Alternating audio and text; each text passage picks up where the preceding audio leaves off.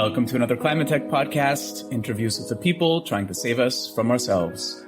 Joel Tasche is co-founder of CleanHub, which matches brands that produce plastic waste with the places in the global south that collect this waste.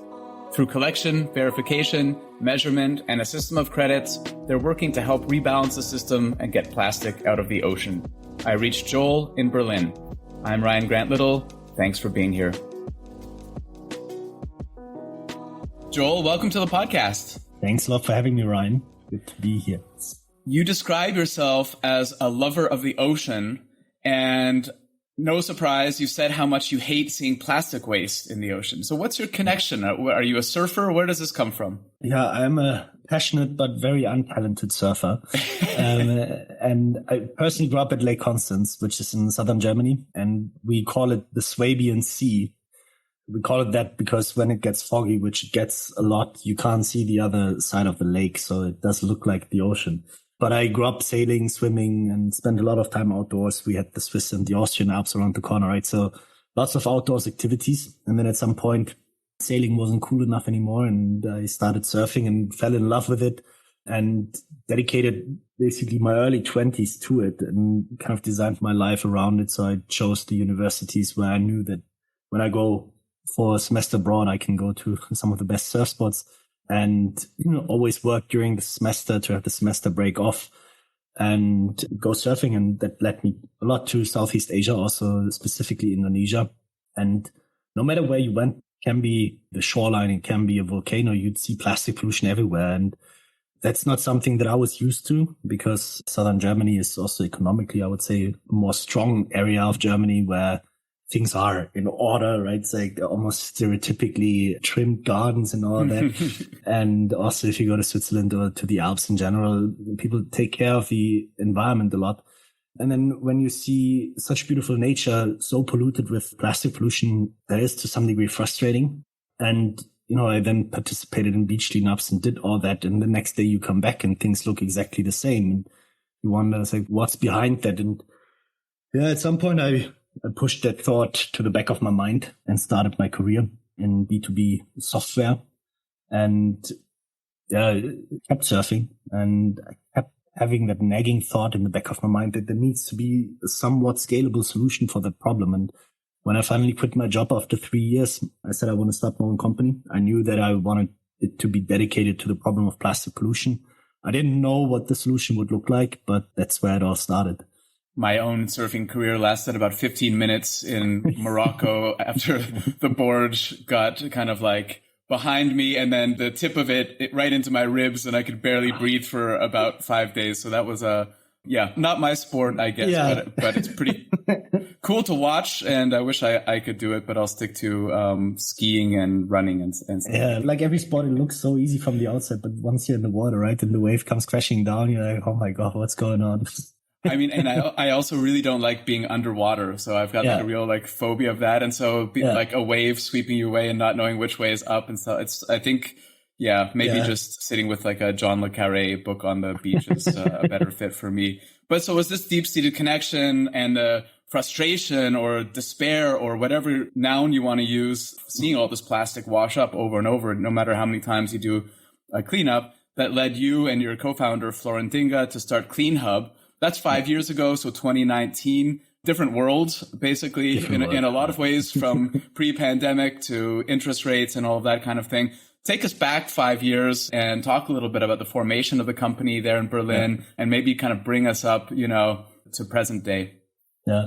The company officially started in January 2020, but I quit my job in December 2018. So there was an entire year between that. And a lot of that year was dedicated to research. So I spent time in India. I spent time in the Philippines. I spent time in Sri Lanka. Quite frankly, always connected a bit with surfing as well.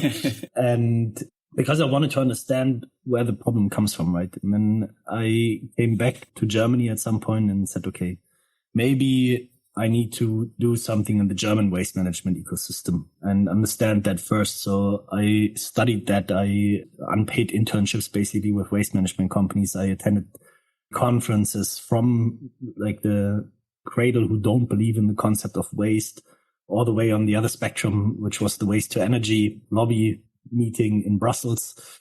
And So I've seen a broad spectrum, and we tried different ideas in the waste management space. And at some point we said, okay, if we do something here in Germany, how is that really going to have an impact on what's going on in the areas where pollution is really stark? And at that point, a friend from India actually messaged me and said, hey, the government is dumping all the trash on my land, and you're the only person that I know that cares about waste. Can you help me? And I was intrigued. We had a phone call, and after the call, I actually booked a ticket to India and visited him for roughly 2 weeks. And he took me around and showed me like what's going on. And we sat at the dinner table, and I was asking him, hey, do you know what happens to your trash after you dump it? And he said, I have no idea. So we started to follow that trash bag basically, and stumbled across all these different things like the informal sector, the informal recycling industry. I learned that the circular economy, meaning that you reuse things a lot, that you recycle things, that you don't throw anything of value, and extend the life cycle of it, is much, much stronger in India than it is in Germany. And that goes for a big amount of the more emerging countries. So yeah, it was a lot of learning, a lot of listening, a lot of observing, and trying to understand where's the root cause of the problem. And what a surprise it is in the economics. And yeah, with that insights, we came back to Germany and we said we have a rough understanding of what we need to do. And what we need to do is to increase the collection and sorting capacity for waste. The early idea was, and we almost had a deal with a mayor in Sri Lanka of a small village, to build our own material recovery facility, like a physical place to sort waste. But we quickly learned that no investor in the world wants to fund a waste management company in Sri Lanka. And so we had to change approach again. And then we found the model, which is now CleanHub, which is more asset light, right? But we can go into that in a bit. And that's when we had the idea. That's when we went out to fundraise. And that was then late 2019, and a company formed in Jan 2020. And we closed the fundraise in March 2020, and then the pandemic. Yep. Devastating. The pandemic was devastating for the waste sector and for waste pickers in particular, who have, of course, no social safety net whatsoever. How did the pandemic change the nature of the business? To some degree, we didn't have a business at that point. We had a business on paper, or of the industry, maybe more broadly. I think to understand how things changed, one needs to understand how it works in these countries. And what I mentioned was that you have a strong informal sector, and this informal sector, they collect commodity. They collect whatever can still be recycled. That is PET water bottles, that is HDPE shampoo bottles, or any hard plastic, because they're paid by the kilogram at the end of the day, right? And if you pick up a foil or a chips bag, you have to pick up quite a lot to get to something that somebody pays you for. They pick up glass, they pick up paper, cardboard, whatever you can sell as a recycled material. What they leave behind is all the non-recyclable stuff, all the multi-layer packaging where you have aluminum, plastic compounds, all the thin foils like LDPE, PP foils. And if you look at the pandemic, what happened is people retreated back home, right? No matter where you were in the world. There was an increased need for hygiene, and plastic as a packaging material is doing a fantastic job at providing a hygienic product, a sterile product all the way around the world. So, I mean, if you remember back to the masks, right? Every single one was individually wrapped. Every single COVID test was individually wrapped. That increased waste a lot, and specifically of the non-recyclable sort. Then at the same time, you had contaminated waste going out, right? All the COVID tests, nobody knew at that point how contagious is all that. The used masks, all that stuff was thrown away. And at the same time, people started ordering stuff home. And also in India, right? No matter where you are. So waste volumes increased drastically. So waste got less valuable. And on top of that, the working conditions got more dangerous for the waste pickers, because they don't have social security, right? They don't have the luxury to sit at home and wait until it's over. And they live day to day. Also cash flow wise, right? The informal waste collectors are usually the lowest income people, the most marginalized communities. And they couldn't stop working. So they still went out to pick waste, but in horrendous conditions. And yeah, that changed a lot.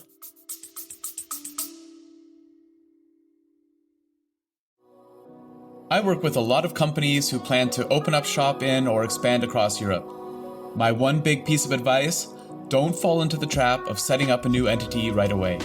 Instead, talk to my friends at Paracar, who can help you get up and running without all the costs, not to mention the legal and HR hassle. When I was hiring in different EU countries, I wanted my team to focus on their work, not on the country's bureaucracy. After interviewing a half dozen international expansion firms, I chose Paracar because they were by far the most knowledgeable and they're great people. Whether you're a large multinational looking to expand abroad, a small business looking for the right talent, or a contractor, they'll sort it out. Book a free, no-obligation consultation right now at paracar.eu/climate. That's PARAKAR.eu/climate.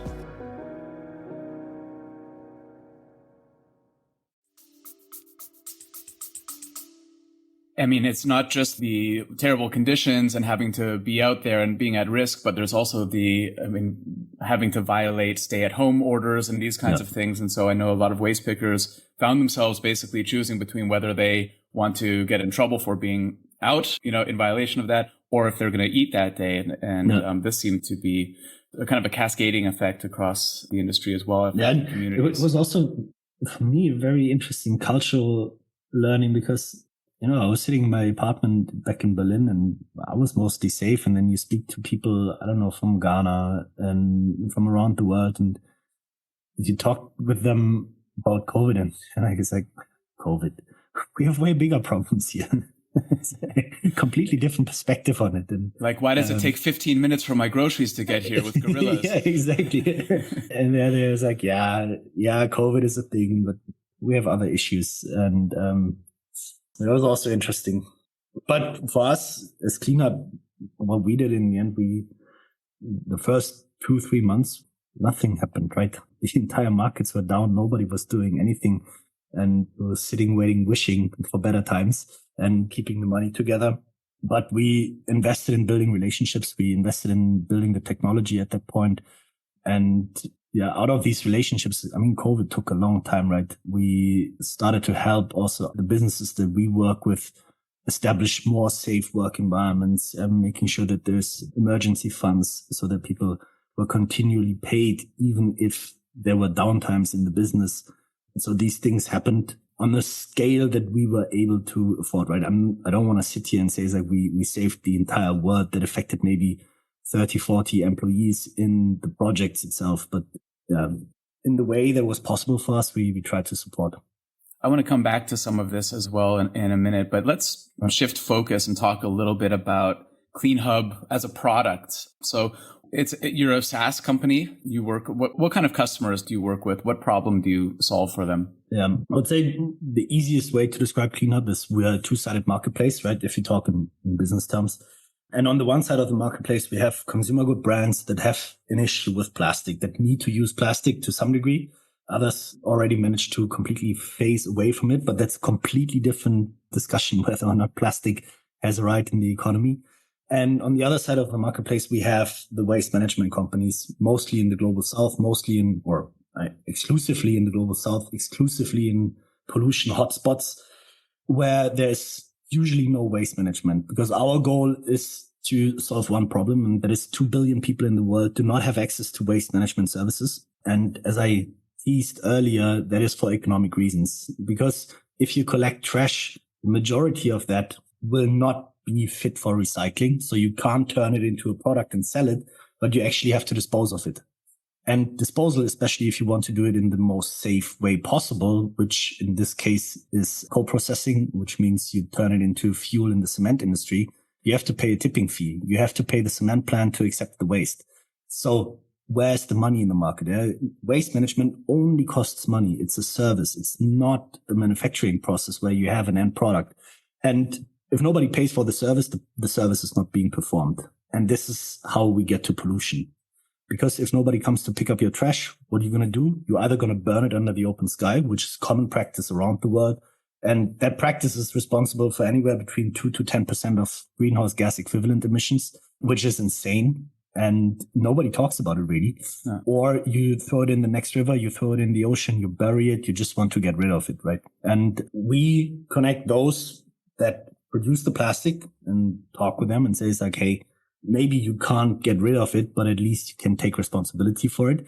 And on the other side of the world, we then have the companies that receive the money to actually run the waste management services. What we do in the middle is, because you need to establish trust in such a system, right? It's like people don't necessarily want to transfer money from the US or Germany or wherever they are into India for waste management.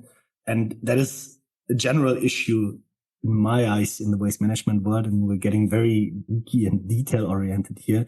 But the problem with waste management as a service is it's one of the few services where you don't have evidence of work. If I go to the hairdresser, I can look into the mirror at the end of it and say, it's like, oh my God, what did you do? Hey, you did a great job. If I go to a massage, I know I liked it, whatever, right? It's like if somebody cleans my apartment, I can see whether it's clean or not. In waste management, I can say, yeah, somebody picked up my trash, but that's it. I don't know what happens to it afterwards. I don't know if they send it to Asia. I don't know if they dump it in the ocean. I don't know if they burn it because they want to save cost. And what needs to happen is that consumers and the entire market gets the transparency that the waste management process is finished accordingly. And this is where we build software. This is where we build track and trace to really collect the evidence that waste is being collected from the household, is going into sorting. Whatever can be recycled is taken out, and whatever cannot be recycled is being responsibly disposed of. And this is what our tech does, that we track all that we collect all the evidence from that and store it in one central place so we can verify whatever claims are being made, and then we can establish trust in the market. And through trust comes more investment, right? Interesting. Yeah. I mean, that's a topic I wanted to ask you about. Both, I've, as key words here, trust and verification, and just wondering how you verify that everything ends up where it's supposed to. I mean, these kinds of supply chains, all kinds of global supply chains are very complicated. Yeah. And, knowing how bananas were picked or anything like that is very challenging. With waste, which is, less of a commodity, as you've just described, it's probably very difficult. And I wonder kind of what does the interplay of technology and trust look like for a topic like verification? What kind of conversations are you having both with your customers and with the projects themselves about this topic? How is it evolving? The conversations that we have, especially smaller brands, they look at it and for them it's an important factor, but you can establish trust in different ways, right? So it can be through personal connection, but I don't think that personal connection scales. And especially if you start talking to the larger brands, this is when certifications, data, all of that becomes really interesting, especially if you look at the shifts in also the regulatory frameworks. We have the Green Claims Initiative coming up in Europe that says every green claim has to be substantiated. How do you substantiate? Only through evidence, right? So the evidence needs to be collected. There are clean traceability standards for recycling where you need to collect data to actually back them up. And these are conversations that are accelerating a lot. Like if you talk to a big brand owner, one of the number one things that they care about when it comes to recycling is traceability. When it comes to any kind of environmental claim is evidence. And I think there's two ways to that, right? So we can do it the old school way and hire very expensive consultant or auditing companies or whatever and have these rubber mark quality checks where they look at it once a year and they say, yeah, looks good, and charge a crazy amount of money for that. Yeah. Or we can do it in a more technology driven way. And I think, especially if there's a danger to sound buzzwordy, but if you look at the developments in artificial intelligence and image recognition software and all these different topics, there's huge opportunity to make all of that cheaper, because the number one thing when it comes to waste is things need to be efficient. You can't add a ton of cost. And what we do is we established our own tracking system. It starts at the household level in most cases, where people have a QR code on the door. And when the waste collectors come, they scan the QR code. In that moment, we know that they checked in. They receive the bag. They take an image of the bag as evidence that this bag was collected. We pull the geolocation and we know that this bag was collected at the location where it was supposed to be collected. We receive the weight from that, and the image model is actually making an approximation of what it thinks that bag weighs. And a lot of factors play in there. It's the size of the bag. It's the form of the bag. Like, is it very saggy? Is it very fluffy and voluminous? And also, what's the history of that household? It's like, have they always producing that amount of waste roughly? Or are there crazy jumps in there? And that's all playing together. And that's then the first level. And that bag then goes onto a truck. And on that truck, we accumulate the different bags, right? And at some point, the truck is full and it goes into the so-called material recovery facility where the trash is being sorted. And that truck going there is being weighed at the entrance. And then we cross compare, do the volumes of the bags that we registered add up to what the truck weighs? And that way we know, okay, step one, all clear. No waste that we don't want on there has been added, or we also didn't underreport, even though at this stage it wouldn't really matter. Then the waste goes into the facility. We know how much volume is being booked into that facility. So we're keeping book basically of what's going in and what's going out. And then the sorting process starts. So we always know, okay, how much non-recyclables are being sorted out. And then at the same time, that tells us how much recyclables there are. And in some cases, we know it in more detail. Then we know, okay, this is blue PET, this is white PET, this is green PET. It depends on how precisely things are tracked. But we always know how much of that chunk was non-recyclable plastic. And then we know how much non-recyclable stuff is sitting in stock. And at some point when the stock gets full, let's say we're at 12 tons, they send a truck, that truck is being registered and they book out all the volumes onto that truck or partial volumes. And the truck is being weighed again. And then we have the new book value of how much waste was there. Then the truck goes into disposal where it's being weighed again. And then we know, okay, did the same volume that was sent out also arrived in disposal? And then at the disposal location, we also get a lab test where we test for moisture in the waste. Because if you are in monsoon heavy areas, right, there will be 10, 20, sometimes even 30% water in the waste. And we deduct that from the gross weight. And that way we get to the net weight of plastic that was actually certified and recovered. And this is what is plastic credit for us. This is what's then the tradable unit. So we assign a value to the non-valuable, basically. I feel like in addition to CleanHub, you could white label this technology for other purposes. I'm thinking of DHL, which has lost my last two packages. but there must be interest in, I mean, what you've built scales to other industries, or, you know, have you considered that as a model as well to white label? White labeling, not so much yet. What we're currently very actively looking at is applying that into the world of recycling, because it comes natural to us, right? We already know all the partners. So we are working on 2 pilots to actually track bottles into a final new product again for supply chains that already work. And we just recently signed a contract with one of our partners where we built our first co-owned waste management center, because so far we always had, like, we sit on and expand existing operations. And this time we also participated in CAPEX, where we then have a full center that's going to manage roughly 6,000 tons a year. And there we then also have more control in what the exact software setup is. So we want to digitize actually the entire waste management chain, because we need to bring in more efficiencies, right? If you want to make waste management profitable, you have 2 levers that you can pull. You can either increase the value of the final output product, or you decrease the cost that it takes to manage it. And you need to pull on both. And software is a great way to also be more efficient, be more data driven, make smarter choices. So we are planning to actually develop this more into a full stack waste management platform, then expanding the track and trace element into different industries. We talked a minute ago about verification. The first cousin of verification is measurement, and that's also a central theme of your platform. And I wonder what kind of your KPIs, so to speak, are for impact metrics, and what do the numbers maybe look like, you know, now in aggregate across all of your customers? Yeah. So we track 2 numbers very meticulously, and I'm just waiting for the final Q1 numbers to come in. So the first one is total waste collected, which means across all projects that we have, across all waste management companies that we work with, how much volume is being booked into their material recovery facility. And there we are at close to 9 million kilogram, so 9,000 tons, which is in the world of waste management, a tiny little drop in the ocean still, right? To also be very realistic here, but the growth curve behind it is the more interesting part. And the second metric that we track is how much of that was then certified disposed of. This means how many plastic credits did we issue? And there I would need to report back to you how much that is today, because I don't want to give any wrong numbers. I'm coming out of a paternity leave actually currently. Oh, congratulations. Thanks also my small eyes, but don't worry, I'm not auditing you on this.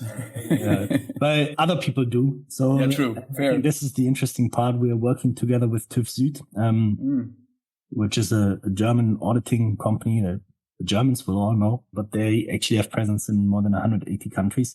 And they are basically coming in almost like bookkeepers and look at the numbers and say, like, does what CleanHub say make sense? Were the volumes as CleanHub communicate them also registered on the platform? And are they allocated towards the customers as CleanHub says to the outside world? Yeah, that's a big one too, right? I mean, in this industry, to ensure that there's no double counting and exactly.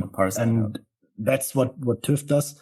That's the one element of the business, right? But what we touched on early in the conversation is the social element of the business, because you are working with a very marginalized community of people, and social standards are quite behind in the world of waste management. And one of our principles at CleanHub is that we try to bring people from the more informal work sector into a formal employment.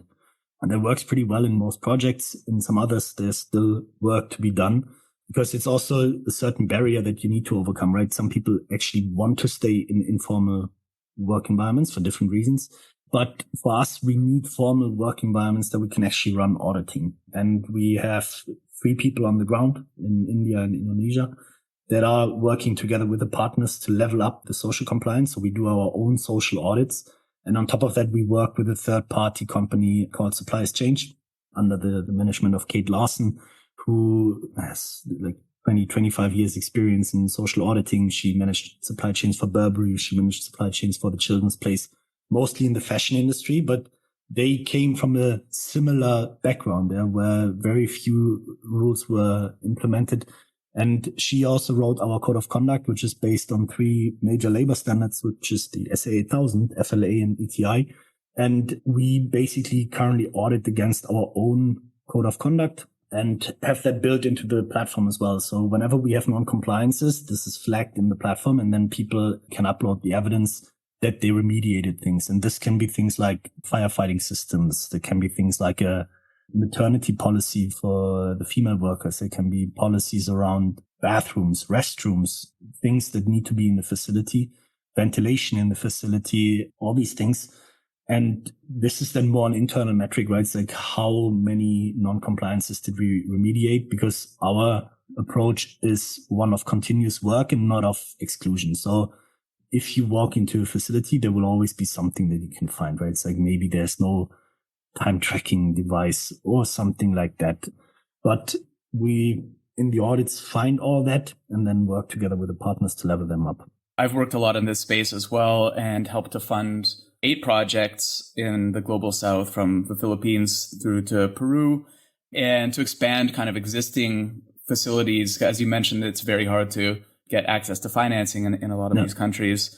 And one of the things I see that you track a number of jobs made safer, which I love. And one of the numbers we tracked for this program was new jobs for women or women empowerment.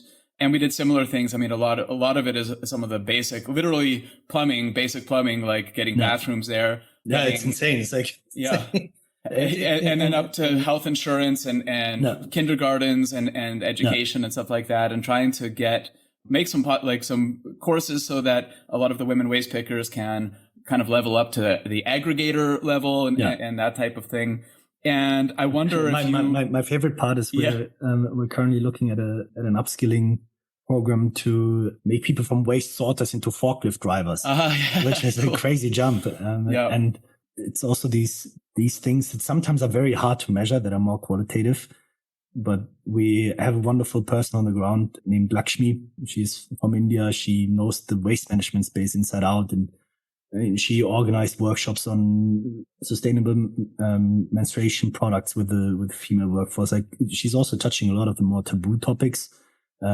She organizes workshops with the children of the village to do theater workshops to educate on plastic pollution and all that.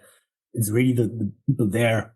And I think that's one of my biggest learnings and something that I fortunately did right from the get-go is like, don't assume that you can know everything if you go to a different country, right? And that's also not the job there. But hire people with a local context, with a local cultural context that know how to have these conversations. That it's impossible if you didn't grow up there to think that you can intervene in a meaningful way. Yeah, exactly. Yeah. And also in a respectful ways. Yeah.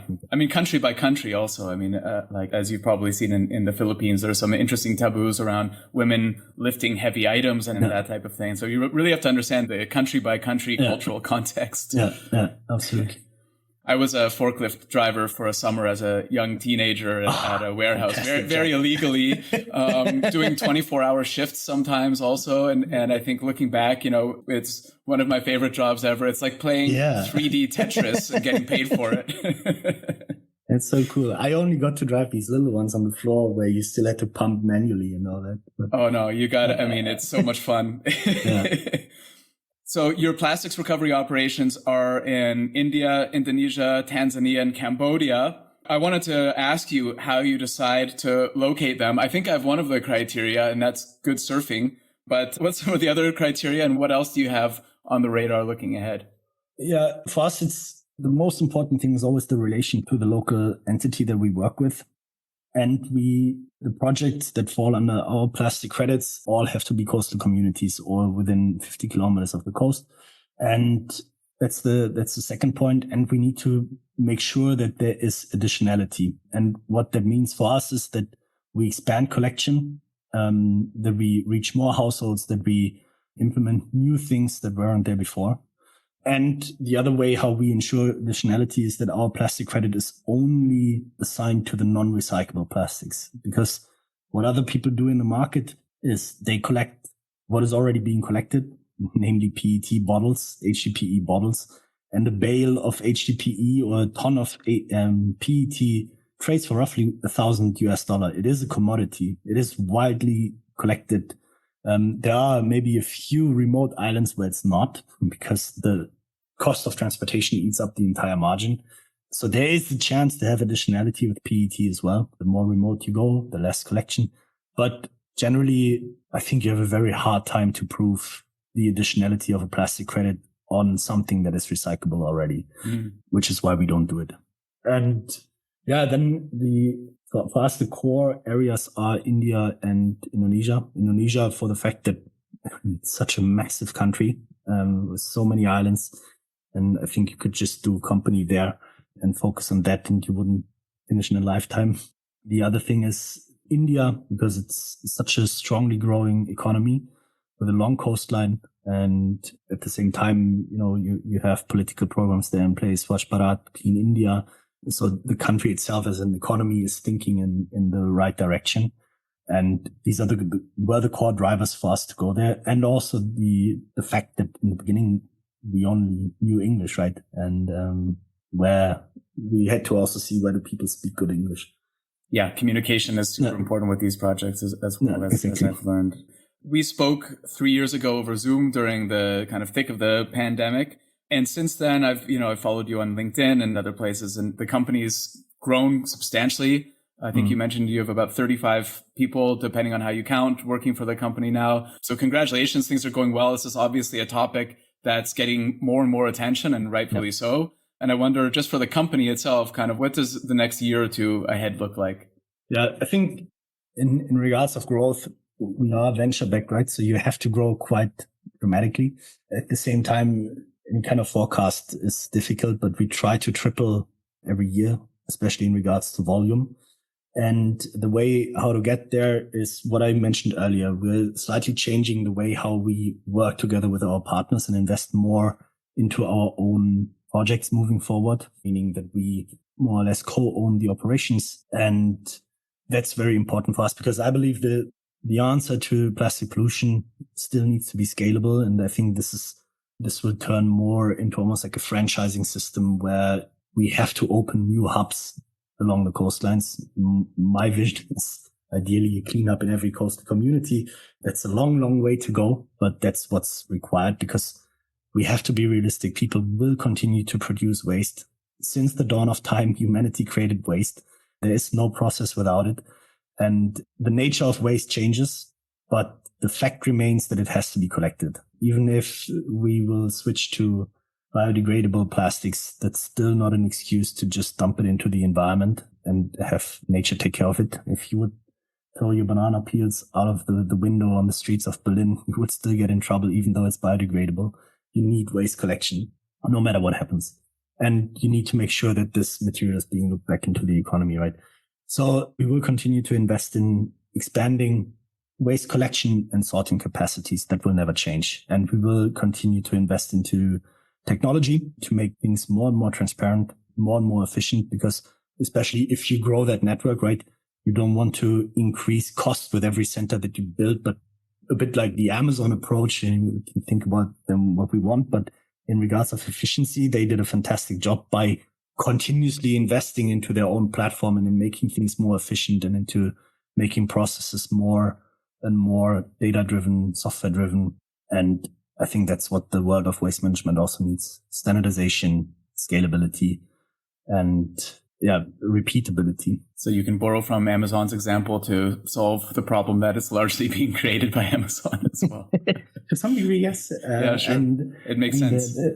I can only encourage every entrepreneur to read the shareholder letters by Bezos. And again, no matter what you think of him, there's a lot to learn. Yeah, for sure. That's right. Yeah. And so for people who want to get involved with the mission or learn more about it, where's the best place to find you and CleanHub? I think mostly on Instagram. This is where we post most about our progress as a company. That's at cleanhub.io, which is still our old domain. If anybody knows the owner of CleanHub on Instagram, it has 2 followers. It's impossible to get that account. Completely inactive account. We love to get that. Anyway, so this is the number 1 place. And on LinkedIn, we are also quite active. I'm also active on LinkedIn, so feel free to connect there.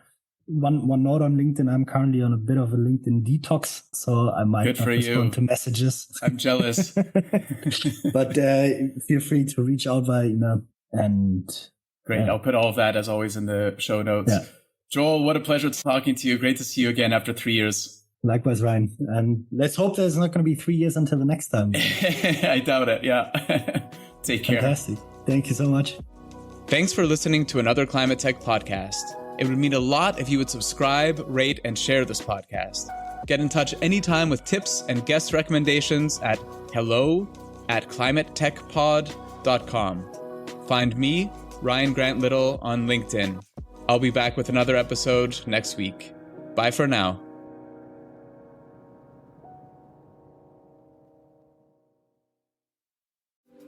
This episode is supported by Grizzle, B2B content to create and capture demand. I first met Grizzle's founder, Tom Watley, 5 years ago at a conference in Dublin. I was so impressed that I signed a deal with him to do all my software company's content that same evening at the pub. Remember that, Tom? Kinda. And they're still doing it 2 years after we sold the company because the new owners love Grizzle as much as I do. If you sell B2B, book 30 minutes in Tom's calendar at grizzle.io/climate. That's GRIZZLE.io/climate.